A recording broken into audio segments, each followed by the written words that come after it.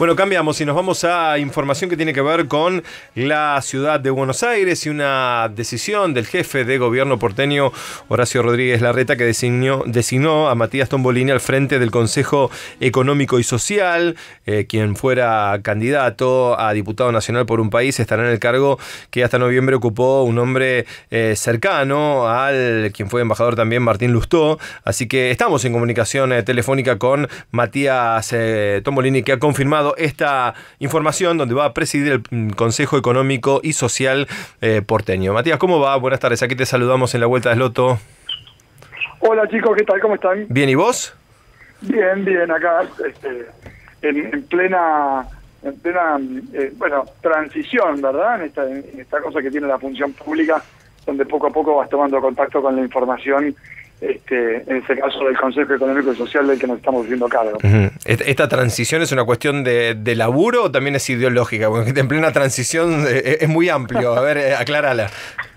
Bueno, a ver, la gestión siempre tiene un proceso de transición puntual que tiene que ver con procedimientos y con cuestiones de orden más protocolar, y esa es la primera transición que te sucede cuando llegas a un espacio de gestión, ¿verdad? Es decir, como en cualquier laburo, primero preguntas dónde está el botón de la luz, dónde está cada uno de tus compañeros, conociendo un poco la información puntual de lo que tiene que ver con la información más dura de la gestión de un espacio como este, y después la transición que supone la llegada del Frente a un País, que es justamente el frente político que se está haciendo cargo de este espacio, ¿no? Matías, ¿me podés esperar un segundo que tengo una información de último momento y ya retomamos la charla? La escuchamos juntos, dale. Radio 10. Último momento. El Ministerio de Trabajo dictó la conciliación obligatoria en el paro de intercargo. De esta manera, la medida de fuerza queda suspendida en Aeroparque, el aeropuerto de Ezeiza. En las próximas horas deberían comenzar a normalizarse los vuelos. Reiteramos, el Ministerio de Trabajo dictó la conciliación obligatoria en el paro de intercargo. Radio 10. Siempre noticias.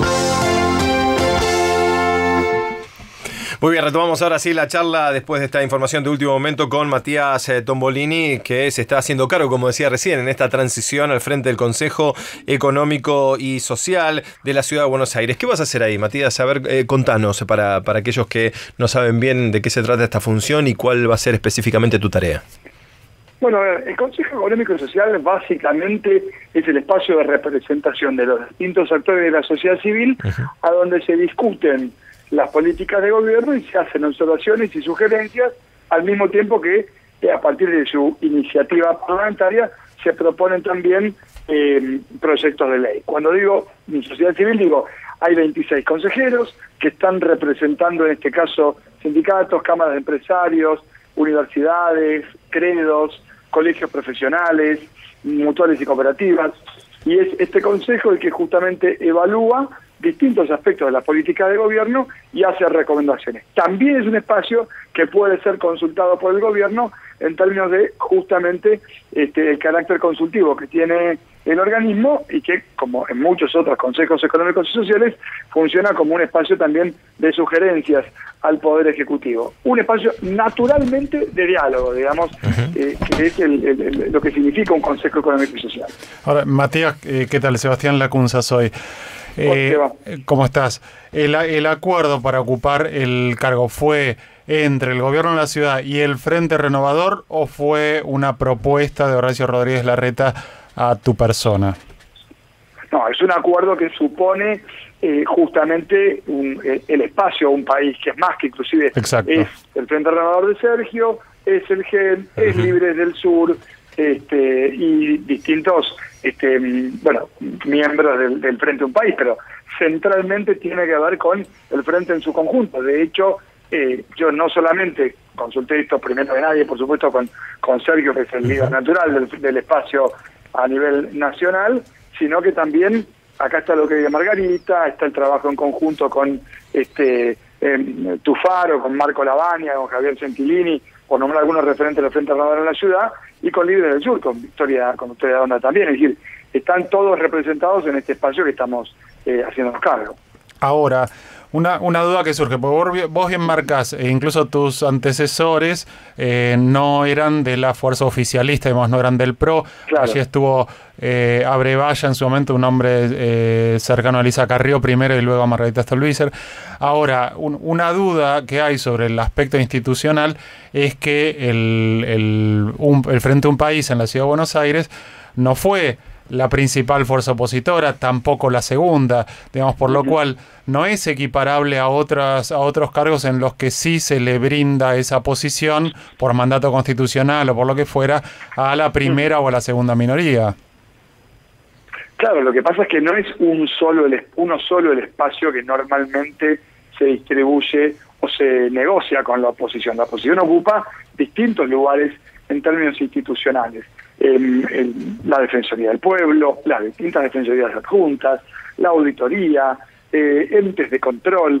En el marco de la discusión justamente que se da en la negociación en el Parlamento entre el oficialismo y la fuerza de la oposición, bueno, el Frente Un País pasa a conducir este espacio en donde obviamente se juntan la potencia política del espacio con que se discute y el perfil de quien conduce, que digamos básicamente tiene que ver en este caso con una fuerza política que estuvo dedicada a promover el diálogo como una herramienta de construcción de soluciones, digamos que tiene bastante que ver con lo que hace habitualmente el Consejo Económico y Social. Vos hoy sos, en lo personal, ¿te consideras opositor al gobierno de Horacio Rodríguez Larreta? Sin lugar a dudas, el Frente Un País es un frente opositor al gobierno nacional y forma parte de la oposición en la ciudad, que tiene su expresión en Sergio Abrevaya. Sergio Abrevaya es un legislador de la oposición a Larreta, sin duda. Tenés que nombrar un equipo, quienes te van a acompañar también, ¿no? En esta gestión. Claro, bueno, estamos... Tenés un presupuesto, supongo, asignado, que se manejará de manera independiente. Acá hay Claro, que vota la legislatura, un presupuesto que se ajustó probablemente menos que el resto de los presupuestos en el contexto del presupuesto de la ciudad, pero aún así, nada, estamos llegando en donde justamente, bueno, tomando un poco contacto con cómo está compuesto. Un organismo muy chiquitito, un organismo que no tiene en ese sentido una ejecución, tampoco la requiere, vale decir, ¿verdad? Porque el carácter consultivo y la gestión que genera, esto no es un organismo que hace escuelas, que vacuna chicos, no educamos adolescentes, sino que la función es la que les conté y para eso no hace falta un gran presupuesto. A ver, lo que decías anteriormente, 26 consejeros, ¿no? Un espacio, vos lo definías como un espacio de diálogo y de debate para armonizar intereses y de alguna manera el objetivo siempre es mejorar la calidad de vida del habitante de la Ciudad de Buenos Aires, atender a requerimientos.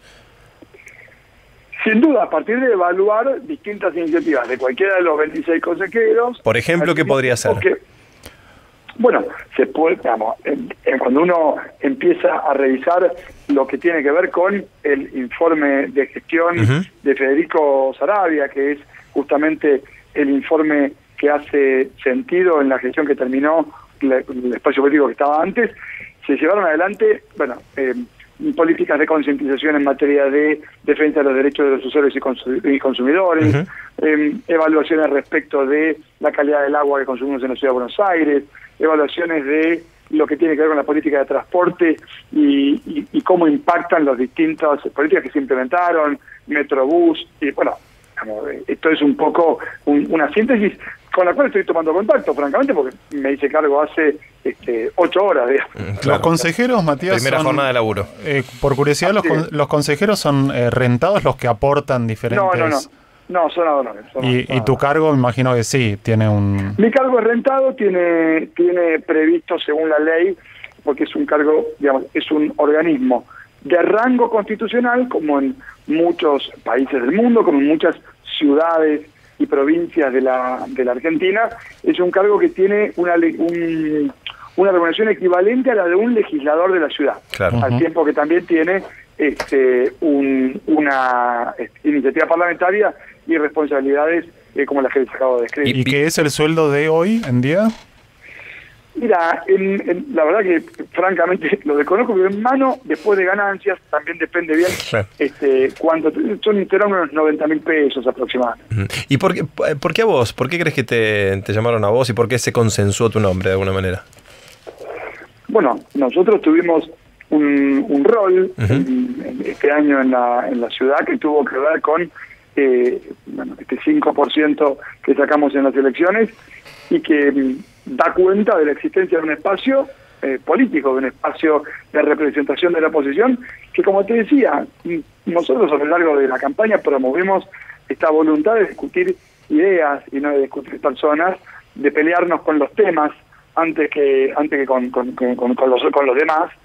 Y yo creo que este es un espacio que te obliga justamente a consensuar. Vos pensás que acá se sientan representantes de la CGT a discutir con empresarios, se sientan representantes de mutuales y cooperativas a discutir con credos, están representados realmente la sociedad civil y objetivamente para que pueda funcionar como un órgano de consulta del gobierno de la ciudad y para que pueda generar la propuesta de leyes que sean útiles para los sectores que están representados, que suponen cierto tipo de representación de la sociedad civil. Bueno, entiendo que la idea de articular diálogo es un elemento que se ha tenido en cuenta, pero lo más importante es el espacio político que representa. Matías, ha quedado claro. ¿Te puedo sacar un momento del tema puntual del que estamos hablando? Pero por supuesto que sí. Para el tema económico, del cual vos sos un entendido, está claro, por tu formación, ¿te ha preocupado lo que ha pasado con el dólar en los últimos días, esta escalada abrupta que generó, ahora este descenso que parece que se acomoda un poco más arriba, posible traslado a precios, las metas de inflación? ¿Qué te pasó en este fin de año fuerte, ¿no? con cuestiones económicas?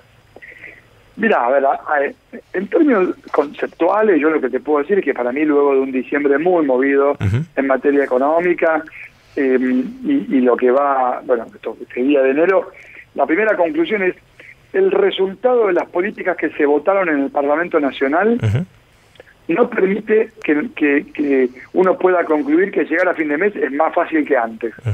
¿Está bien? Cuando vos haces política pública, alguna conclusión tiene que surgir. Y yo lo que digo es, llegar a fin de mes más fácil que antes no es. Primer dato que me parece que es un mínimo común denominador del resultado de lo que se votó en el Parlamento. ¿Sí? Después, digamos, por supuesto, es decir, hay cosas que uno puede compartir más, compartir menos. Me parece que lo que pasó en el dólar, que fue la primera pregunta que vos me hiciste, tiene un componente en términos de la velocidad, la que subió el valor del billete, y otro en términos del nivel.